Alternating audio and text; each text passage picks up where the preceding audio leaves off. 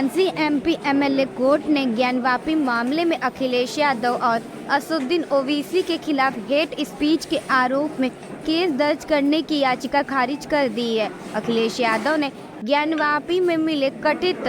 शिवलिंग को लेकर बयान दिया था कि पत्थर रखकर मंदिर बना दिया जाता है, जबकि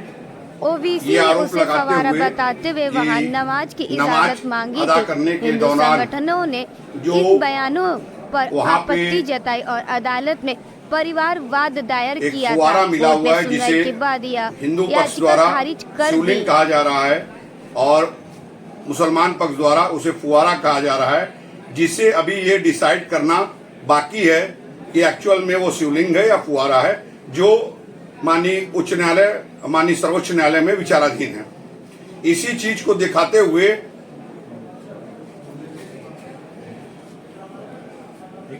6/5/22 को की घटना दिखाते हुए एक 156(3) के तहत 9 लोगों को नामजद करते हुए और 200 अज्ञात के खिलाफ एक 156(3) के तहत प्रार्थना पत्र न्यायालय में दिया गया था तत्कालीन एमपी एमएलए मजिस्ट्रेट साहब के कोर्ट में, जिसे न्यायालय द्वारा गुरदोष पर सुनवाई के उपरांत पोषणीयता के बिंदु को देखते हुए ये जो 156(3) प्रार्थना पत्र दिया गया था, इससे कोई अपराध का सृजन नहीं हो रहा है। 156(3) का प्रार्थना पत्र माननीय एमपी एमएलए मजिस्ट्रेट कोर्ट के द्वारा खारिज कर दिया गया, जिसके खिलाफ परिवादी द्वारा निगरानी दाखिल किया था, आपराधिक निगरानी, जिसे दिनांक 17/9/22 को एडीजे नवम महोदय द्वारा गुरदोष के आधार पर निरस्त कर दिया गया और ये पाया कि लर्नेड मजिस्ट्रेट साहब ने जो आदेश पास किया था उसमें कोई इलीगलिटी नहीं थी और वो ऑर्डर जो है उस ऑर्डर को उन्होंने पुष्ट कर दिया।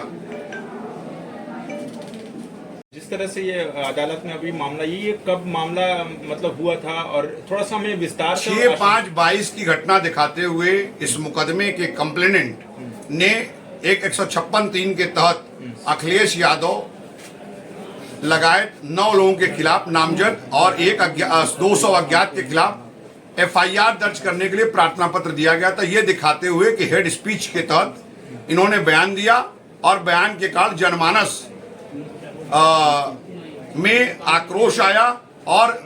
परिस्थितियां बिगड़ने की स्थिति थी, ऐसा आरोप लगाते हुए इन्होंने 156(3) के तहत न्यायालय में प्रार्थना पत्र दिया था और उसमें वो प्रार्थना पत्र में उन्होंने ये कहा था कि वो कोर्ट कमिश्नर की हैसियत से वहां पर नियुक्त थे और उन्होंने सारे घटना को देखा।